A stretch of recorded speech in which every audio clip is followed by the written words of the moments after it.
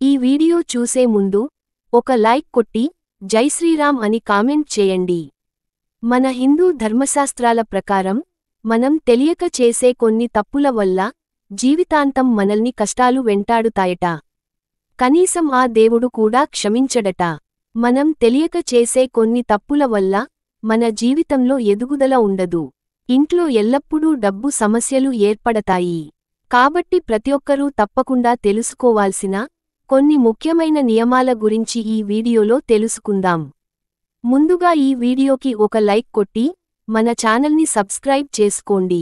Like కొట్టడం మాత్రం అసలు మర్చిపోకండి. మన పురాణాల ప్రకారం ప్రతి ఒక్కరూ కొన్ని నియమాలను పాటించాలి. అప్పుడే ఆ దేవుని ఆశీర్వాదం లభిస్తుంది. అయితే మనలో చాలామంది ఎన్ని పూజలు చేసినా, ఎన్ని పరిహారాలు చేసినా ఉపయోగం లేదని బాధపడుతూ ఉంటారు. దీనికి కారణం ఏమిటంటే, మనం చేసే చిన్న చిన్న తప్పులే మన జీవితాన్ని సర్వనాశనం చేస్తాయి. మనం చేసే పూజలకు కూడా పుణ్యం లభించదు. మన హిందూ ధర్మశాస్త్రాల ప్రకారం ప్రతి ఒక్కరి ఇంటి ముందు ఖచ్చితంగా ముగ్గు ఉండాలి. ముగ్గులో లక్ష్మీదేవి కొలువై ఉంటుంది. కాబట్టి ఏ ఇంటి ముందైతే ప్రతిరోజూ ముగ్గు ఉంటుందో అలాంటి ఇళ్లలో పుష్కలంగా డబ్బు ఉంటుంది. ముగ్గులేని ఇల్లు శ్మశానంతో సమానమని పండితులు చెబుతున్నారు. ఇలాంటి ఇళ్లలో దరిద్ర దేవత తిష్ట వేసుకుంటుంది.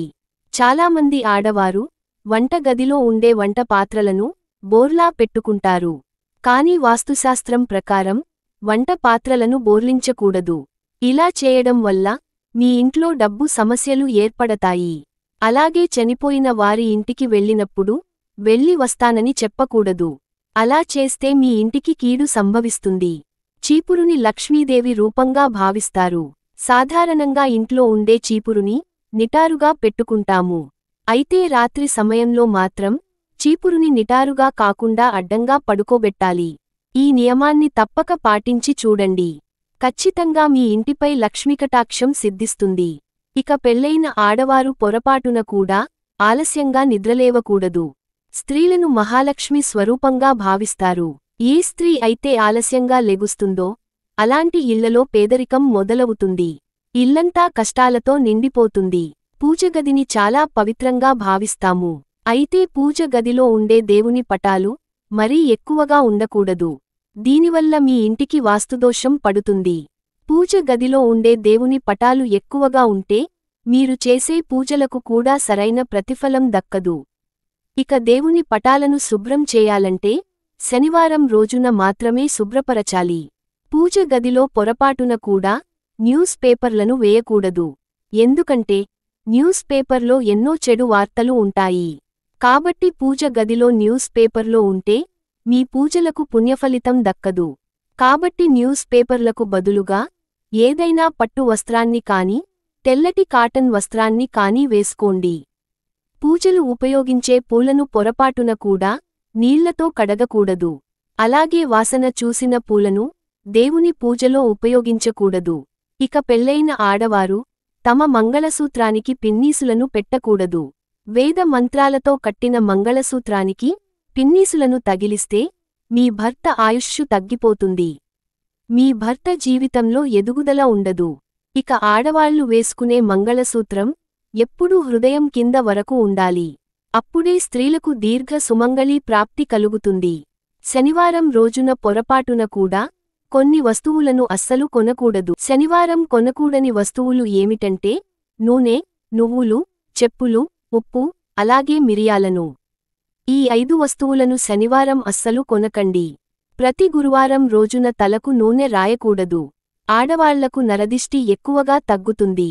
కాబట్టి స్త్రీలు బయటకు వెళ్లే ముందు అరికాల మీద కాటుక బొట్టు పెట్టుకోండి. మీ భర్త ఇంటి నుండి బయటకు వెళ్లగానే వెంటనే ఇంటిని ఊడకూడదు. కనీసం ఒక 40 నిమిషాలు ఆగి ఇంటిని శుభ్రం చేసుకోవాలి. భర్త బయటకు వెళ్లగానే ఇంటిని శుభ్రం చేస్తే మీ భర్త జీవితంలో ఎదుగుదల ఉండదు. ప్రతి వ్యక్తికి నరదిష్టి తగులుతుంది. నరదిష్టి చాలా భయంకరమైనది. ఎవరికైతే నరదిష్టి తగులుతుందో అలాంటి వ్యక్తికి కష్టాలు ప్రారంభమైనట్టే. కాబట్టి నరదిష్టి సమస్యల నుండి తప్పించుకోవాలంటే ప్రతి ఒక్కరూ ఎడమ కాలికి నల్ల దారాన్ని కట్టుకోండి. గురువారం మరియు శుక్రవారం రోజుల్లో స్త్రీలు తలస్నానం చేయకూడదు. పూజలో తులసి దళాలను ఉపయోగిస్తాము. అయితే ఆడవాళ్లు పొరపాటున కూడా తులసి దళాలను కోయకూడదు. పురుషులు మాత్రమే తులసి ఆకులను తెంపాలి.